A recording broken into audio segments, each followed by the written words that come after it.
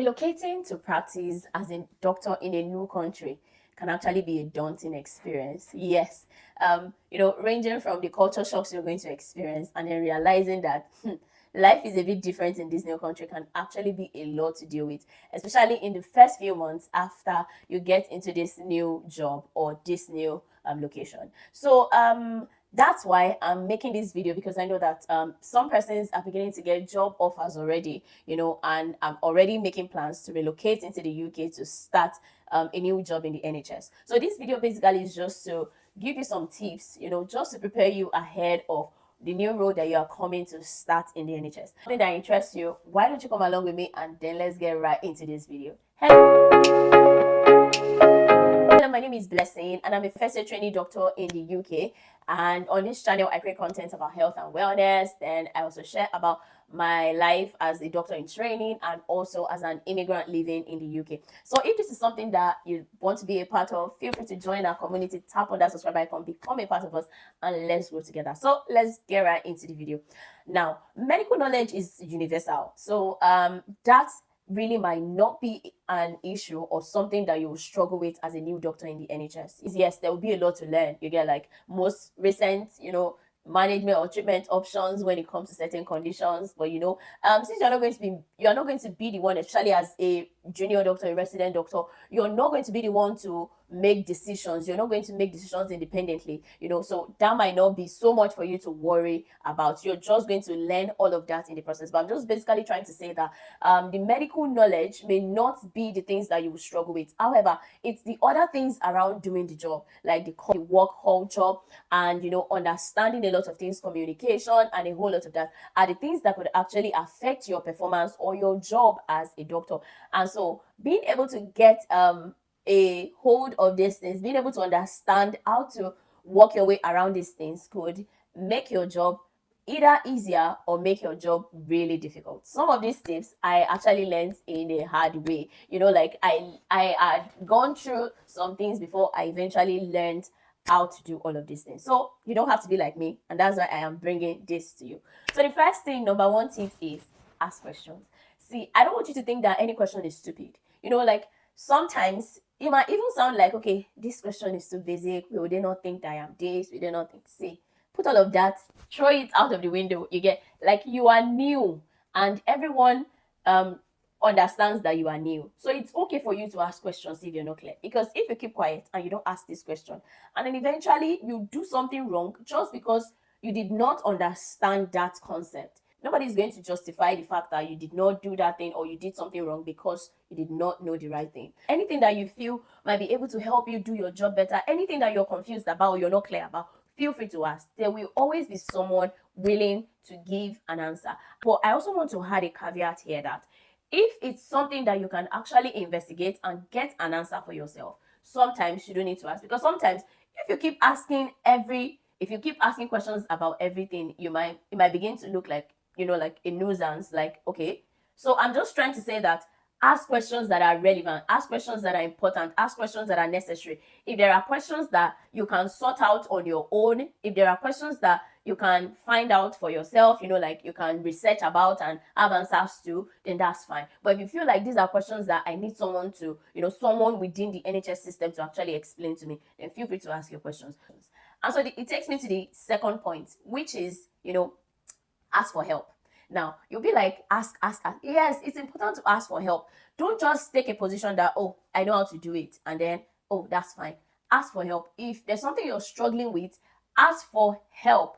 There will be somebody who will be able to help you with that thing. Don't just keep quiet and struggle, with it. Ask for help. If there's something you're not clear about, maybe a procedure that ask for help. I remember there was a situation where a patient needed an NG tube. Of course, back home in Nigeria, I had already passed a lot of NG tube. NG tube was not an issue. But I knew that this is a new system. I had observed NG tube being passed once, but then I know I have not done it under supervision. And then I just knew that, okay, I wasn't going to attempt it. Even though I'm proficient in passing NG tube in Nigeria, I did not decide to pass this NG tube. I decided to call the appropriate person. It was like a call duty, so there was no other colleague on the ward. I was just the only one. I decided to call the med reg. Oh, there's a patient who needs an NG tube. Oh, I don't think I'm able to perform the procedure all by myself, and all of that, and all of that. And that was it, and it was sorted out. So I'm just trying to say that always ask for help. Don't struggle, and don't keep quiet. And in the process of trying to sort it yourself, you get into trouble. Nobody is going to consider that it justified the reason for that error. So it takes me to the next point, which is documentation. I'm sure you probably have, like going through PLAB 2 and all of that, you probably have heard that documentation is very important. And let me tell you, documentation is king in the NHS. I always say that documents like tomorrow, this your notes is going to be an evidence in a courtroom. You get like such that they can read through your notes and understand how things happen from your end without somebody having to ask you further questions. You get so it should be clear and detailed as much as possible, especially when you feel like this is not a case that is straightforward. Like there are some situations where you know that, oh, this is just a minor thing. Oh, and it's nothing. You can document, okay, and that is it. But if you are involved in a situation, or you're clerking a new patient, or you were called about an incident happened on the ward, and maybe a patient fell, and this, like document concisely and clear. And one thing that can help you is learn from the locally trained doctors. So there's a way the British guys actually document. There's a lot you can actually learn from your British colleague, especially when you start working. So I'm just trying to tell you that it's very important, like pay attention. So you can read through document, like other colleagues' documentation. I had to do it, like just to see how do these people communicate, like something happens, maybe it might be like a case that I know about, and then I just want to see how was this person able to put all of this together. And then as I read through various documentation, I read consultants, registrar and everything, it began to give me an idea of, oh, this is how you're supposed to document. And so there are some languages they will use, and all of that is very important. So don't just assume that, oh, I know how to document. Read other people's documentation, and and get an idea of how you are supposed to document, how you're supposed to tell the story, the language to use, and everything around documentation, because it is very important. You don't know, that documentation might be your saving grace tomorrow, so please document appropriately. Now, going over to the next point, which is communication. Communication is very important in the NHS. And when I say communication, a lot is involved. Your language, your accent, even your non-verbal cues, all of them are part of communication. You're not smiling could be interpreted to mean something by someone else, So that's why you need to learn the attitude and the behavior around workplace, and learn it quickly. So one thing I had to learn quickly was I had to learn how to smile at my workplace. Initially, when I came, I didn't really understand why everyone is always smiling, everyone is always smiling, and but eventually I realized that, oh, okay, this is actually the attitude in the workplace. It was quite strange because compared to where I'm coming from, you don't see all of that. People just go do their jobs and get on with whatever it is. But then here I realized, oh, it's an important part of it. Hello, hello. I had to learn everything. The language, how people, talk. Sometimes I say something, or somebody, like when somebody says, oh, this person is rude, I try to analyze that thing, like the sentence or the statement that person considers to be rude. And, just to give me an idea of why would this person consider this to be rude? What was said, what was not said, so all of those things. That's why you have to pay attention. Language communication is very important, especially when it comes to your patients. You have to communicate clearly. Sometimes it might take you saying something like again, just to ensure, or just to ensure that you got what your patient said, maybe like reiterating it to the patient, just to be sure that you got what the patient is saying, and also to say it over and over again, just to be sure that your patient got what you have said. Because if communication is not clear, it could actually affect whatever it is you're doing. It can affect your relationship with your patient. It can affect your patient care. It can affect your relationship with colleagues. So your communication is very key. And so if you're somebody that that your communication skill is not so good, you can actually start working on it. Maybe what videos around it, and all of that, listen to podcasts, and all of that could actually be very helpful, when it comes to communication. I'm just trying to say that communication is very important, but keep in mind that there is no pressure, because this is something that might take you some time to learn. Like I've been here for almost 2 years, and I am still learning how to communicate. I am telling you, because when you come in here, you will understand that it's not just speaking English. There's a way British talk, and you're expected as a doctor to actually communicate like that. Going over to the next point, which is know your limits. I think it's actually very important. I don't want to miss this point. Like, know your limits as a doctor. It doesn't matter whatever role you have functioned in your previous, like in your country. In this new place, work within the role you have been employed for. And that is why it's important to understand your job description. Like as a resident doctor, like a lower cadre of doctor, you should not be taking up roles or be acting in the position of a middle grade. You get? So as a junior doctor, as a resident doctor, like discuss with your seniors. Don't just make decisions about patient care by yourself. No, always discuss with a senior. Like, oh, you can communicate, oh, this is what I think, this is what I'm thinking might be the appropriate treatment, but what do you think about it? Do you think this is do you want me to go ahead with this? Are you all right for me to go ahead with this? All of those things, ensure you do it. Make sure you have communicated with someone and document that you had that conversation and this was what the person said. All of those discussions, they are very important. As a resident doctor, you're not supposed to be working independently. You're supposed to be supervised by your seniors, your consultants, your middle grades, and that when it comes to making decisions about patient care, ensure that you carry your seniors along. So the next thing I want to talk about is learning actively and passively. So as you work in the NHS, it's actually very important for you to learn actively and passively. I actually feel like we learn a lot passively, even much more than actively. And passively means that, you're just watching how things are done, you're just observing things, you're observing how people talk, how people discuss with patients, how people are able to, when it comes to giving advice to your patient, you watch someone do it, you see how it's communicated, like you can actually pick up a lot of things, like how did this person relate with this patient that made this patient to agree to this treatment after refusing when this other person came to talk about the same thing. It can actually just be about how it was communicated. So like just putting your ears down and watching a lot of things. Observe keenly.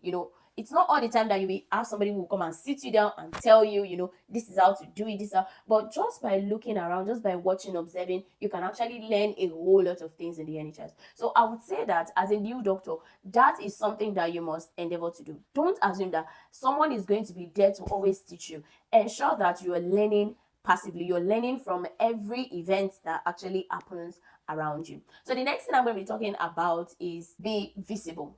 Now, this is something that I struggled with and I learned a very hard way. Don't be ambiguous. Let people know that you are part of the team, be visible in that team. And I'm not saying that you should be all over the place or be loud. I'm just saying that let everyone be aware that you are a part of this team. And now, I know that a lot of times as INGs, it's something that we might struggle with, maybe because where you're coming from, most times, you are not expected to be too forward. Or in the NHS, it is not like that. In the NHS, nobody might really say, oh, doctor, what do you think about this patient? Nobody might really say that. Like your consultant may not actually do that. Some consultants might, but a lot of consultants will not. They just expect that you are part of the team. Have you seen this patient? What do you think about this patient? Feel free to talk about it. Nobody's going to ask you to talk about it. The onus lies on you to know that, okay, you're supposed to talk about it. And so when everybody is talking, don't just keep quiet. It is not humility. It is not being reserved. No, say it. Oh, I saw this patient and this. Oh, this is what I noticed. And this. Do you think that there was like in the course of your interaction with this patient, do you think there's something that the team needs to be aware of? Say it. Is there something you feel, okay, someone has not mentioned and you know about it? Say it. Is there something that you feel, might be helpful? Maybe in the course of seeing the patient told you something and you feel, or maybe expressed something in terms of their care and you feel the team probably needs to be aware of that information, and, talk. What is your opinion about this patient? When you saw this patient, how was this patient?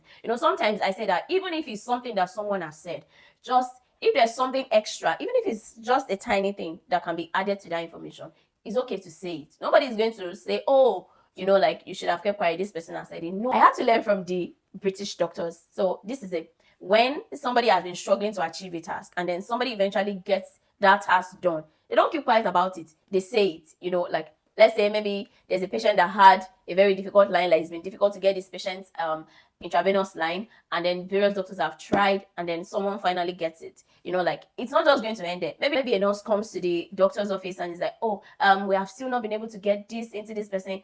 that person is going to talk about it. Oh, no, no, no, it's sorted. I've sorted it out. I've done this. Even they might still refer to it again later in the future that maybe like the next day's board round or something, be like, oh, they were really struggling with this IV line, but Dr. Susu was able to sort it out. You get, so like blow your own trumpet. Don't just be quiet there and just act like and like it's just like you're just there and nobody knows you are there. Yes, I know that it may not be something that you will start doing immediately you get that you start the job, but I'm just saying that within your first few weeks of getting that job, feel free to actually express yourself, contribute to patient care, contribute to conversations. That is what people actually consider to mean you having a team spirit, because this is it. So in the NHS, there's usually portfolio. So portfolio, and a part of the portfolio usually includes what they call a feedback. And so it's more like at the end of the day, different professionals that have worked in that same setting with you, we need to give a feedback about your performance, about your person, your attitude in the place of work. And so you need to keep that in mind, because if not, you just think that, oh, I'm not doing this, I'm not doing that, and at the end of the day, by the time the feedback start rolling in, you realize that, okay, you have been doing a lot of wrong things. So I'm just trying to say that just there is actually a lot to learn about your attitude in the workplace, and a whole lot of that. It's something that will take you a long time. The next thing I want to talk about is understand the NHS values. Big GMC guideline, all of that actually work together. Being compassionate, team spirit, being professional, patient confidentiality. All of those things are very important. You don't want to, you don't want to get into trouble in those aspects. What is okay for you to tell a patient relative and what is not. Like, so all of those things are things that we also come with learning. But in the meantime, I'll just say that maybe this is the time for you to visit GMC's good medical practice. Yes, this might actually be the time. Yes, it's possible you are ready for your SJT and all of that, but I think now is time to sit down and start absorbing it. Like start absorbing your GMC's good medical practice, because all of those things are very, very important if you're working in the NHS. Another thing that I feel is very important as an IMG, a new IMG doctor in the NHS, is to get an indemnity cover as soon as possible. I think I got this within my first month, and people usually advise you that as you're doing your registration, applying to open a bank account, doing this, doing that, ensure you apply for an indemnity cover, because you don't know when you're going to get into like when you're going to make mistake. An error could happen, anything could happen. Nobody prepares you for it. But so just have a cover in place, like it's more like a legal cover, so such that when there are some issues in the workplace, that require some legal involvement, there's somebody to cover you. So just ensure that you do that as quickly as possible. So now going over to the last point, which I also think is very important, is that you should seek for support that is available as an IMG, whether in your trust or in your deanery, especially if you're training. So in my deanery, I knew that our first day of induction, they came, they talked about, IMG, so deanery, IMG support group and all of that. And of course, I just in my head that, okay, there's something like that. But I never really interacted or participated in that group or reached out to them or anything until I started struggling and then started having some issues at workplace. And then that was the point where I just remember that, okay, there's something like this.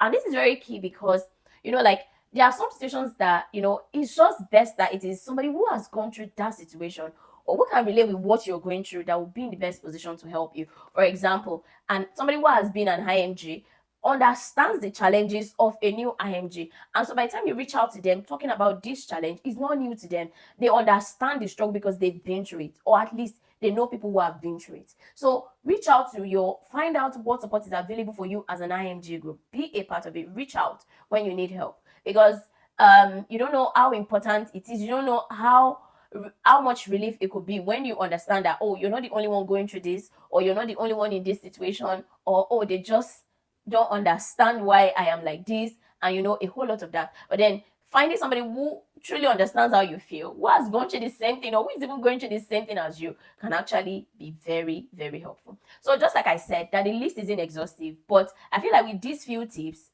you should be able to find a good balance within your first few months in the NHS. So this is how I'm going to be ending this video. I hope you enjoyed it. I hope you have learned a few things. Feel free to like, feel free to comment, and also to share. And I'll see you again in the next video.